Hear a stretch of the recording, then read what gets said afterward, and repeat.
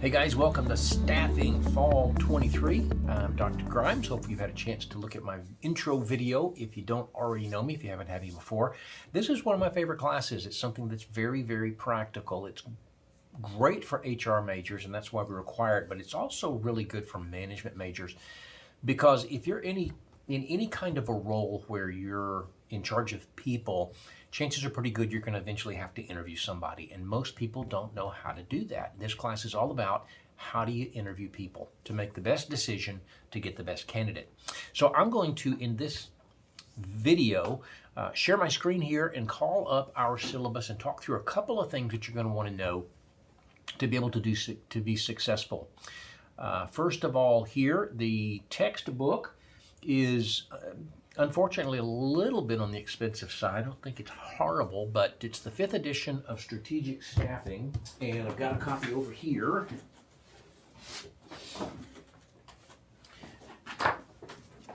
It looks kind of like this. You always have to do things backwards of what you think they're going to be to get them to show up right on the camera. Strategic Staffing, 5th edition. It is by Gene Phillips. It's actually a cheaper version of what we used to use several years ago. This author went with a different publishing company that was able to cut the costs a little bit. It's still not great. Additionally, you're going to need a bundle of 3 ProctorU exam codes, and you got to have a real good camera because this is interviewing, and you're going to have to interview people, and it'll probably be sitting in your home, in your den at home, on your laptop or whatever. So you got to have good Wi-Fi and you got to have a good camera to be able to do these interviews. Let's see, as we go forward here, first thing of significance is attendance verification. There's a check-in quiz that's out there waiting on you right now. Get that done by the end of the day on Monday the 21st. 5 simple questions. There's no grading to it. Give me your phone number, give me your email address, answer a couple of questions about what you expect and so forth. All right, we've already talked about why this class is important. You're going to have to interview people eventually. One thing as far as the grading goes is that you'll see right away that things are weighted. So some things, even though they might be a lot of points, don't matter quite as much in the long-term view of your final grade. 6 components to your grade with various weights. Glancing down here right away, you see 25%. Ooh, 20, that's kind of crazy. I didn't know it would do that.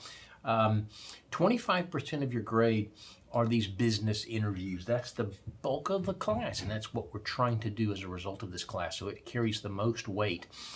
Beyond that, writing a good job description is kind of important, and being able to do well on the exams to assess your knowledge is pretty important. But all those things combine for 65%, 2/3 of your grade.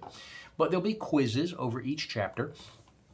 For each chapter in the book, I've divided it up into 2 or 3 video lectures. When you have done all of the lectures for a particular chapter, there'll be a quiz that's 10 questions, maybe it's 6 questions, 8 questions, but it's worth 10 points.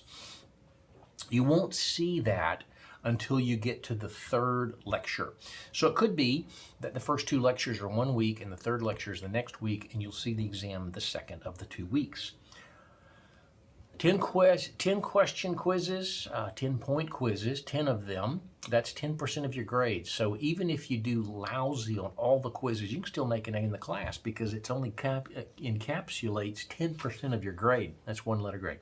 Your job description, you're going to pick a job from a list and you're going to work with a partner to develop a job description that you both like. And eventually, both of you are going to interview people for that same job, but it's going to be separate. So I'm working with Susie to develop a job description for our receptionist's position. We're going to come to an agreement on a job description we both like, but then I'm going to interview 4 or 5 people for it, and she's going to interview 4 or 5 different people for it, and we're going to be independent at that point. Okay, so the job description is the first important thing you do. It's 20% of your grade, because if you can't create a good job description, it's going to be hard to look at a job description and figure out how to interview for it. Next thing we'll do is work on a couple of tools that we'll use as we're doing the interviews. And one of those tools is the set of questions we're going to ask. We're going to spend a little bit of time talking about the right questions and the wrong questions, and the kinds of questions that are going to get you the answers that you need. So you're going to, independent of your partner, really the only thing you'll work with your partner on is the job description itself. And then you'll develop your own questions, and yours may be different from your partner. That's fine. You're going to ask the questions that you think are the best to get you the information you need to make a decision. Because ultimately, what we want to do is consider these 4 or 5 people who are interviewing for this job and be able to come to a decision. I'm going to hire the third one, or I'm going to hire the second one, or whatever. And here's why. Here's how I'm going to defend that as being skill-based compatibility, personality-based compatibility, whatever, that's not going to get me in trouble for discrimination. So questions are really, really important. So you're going to develop a list of questions. As we get closer, I'll talk to you more about that. But even now, thinking ahead, you really want to get a 30 or 40-minute interview out of this thing. And in order to do that, you probably need 12 good questions that they can talk about for a couple of minutes apiece. So we're going to think about the job description and the requirements of the job, the essential functions of the job, the skills necessary to do the job. We're going to ask questions about those things. So the job description questions is the first of the interview tools. And then you're going to design what I call a hiring matrix. It's a little score sheet you're going to use while you're doing the interview, where every question you ask, you're going to rate on a scale from 1 to 10, 1 to 5, 1 to 3, whatever you choose. Other things like how professional were they, how well were they dressed, did they make good eye contact, how was their resume, all those things that might be important. You make a decision on what's important and what's not.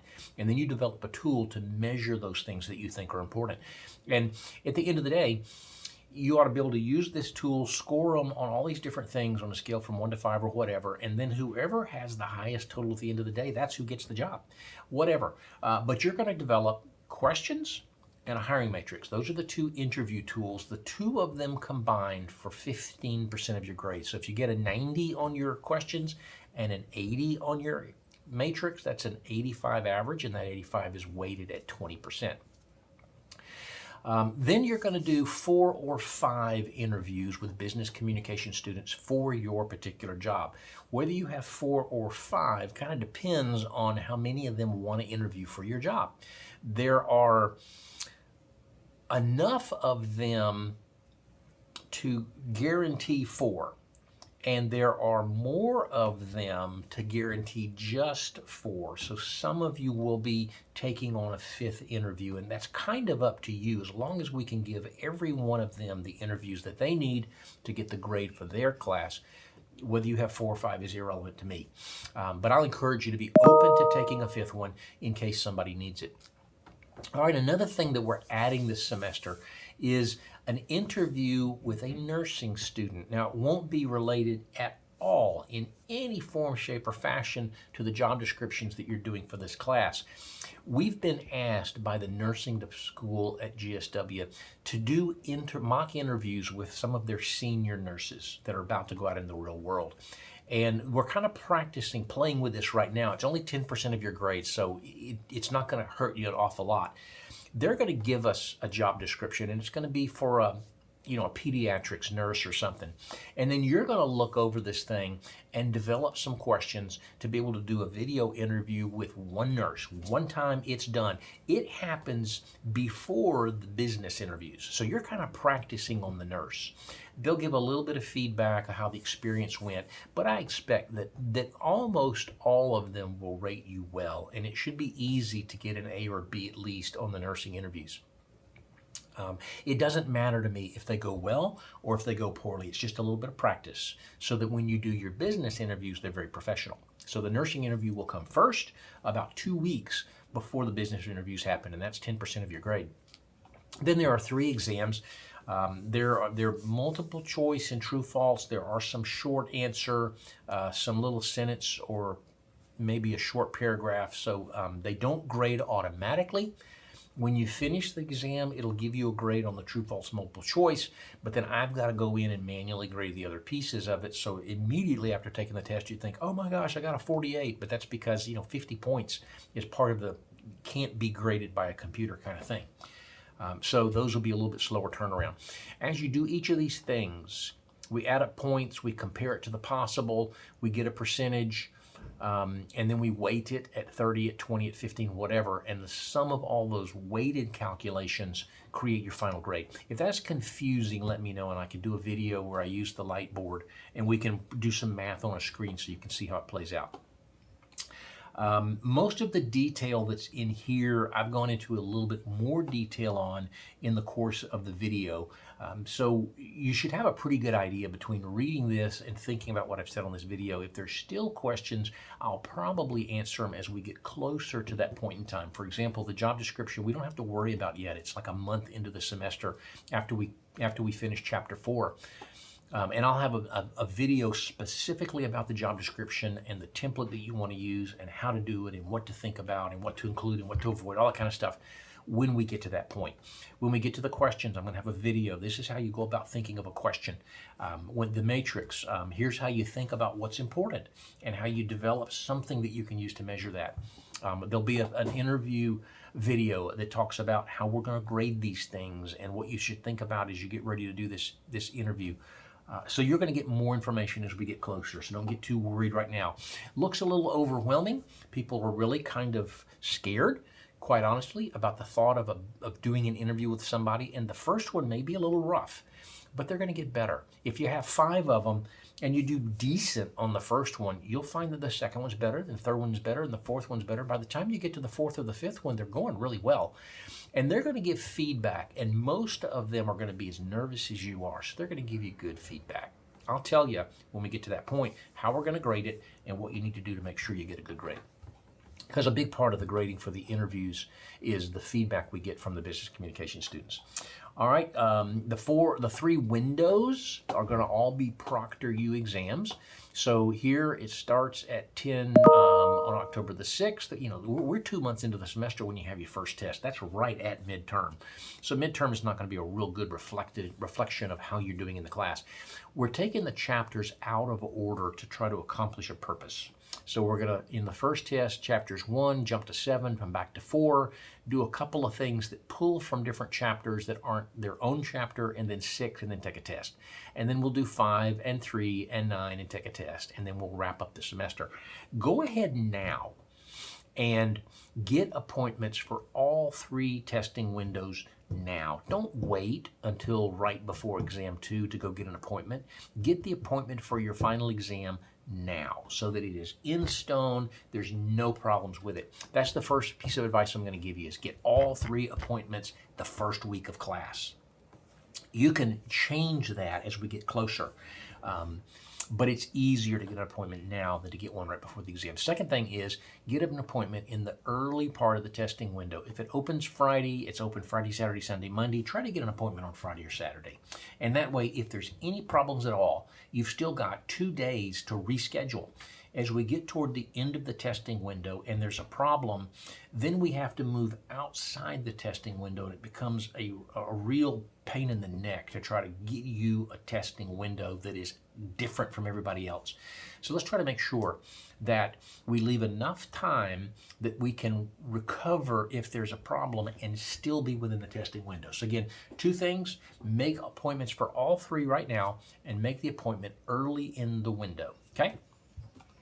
Another thing about making it early in the window is that I don't grade anything until everybody is finished. So if everybody takes it in the first part of the window, you get your grades back quicker.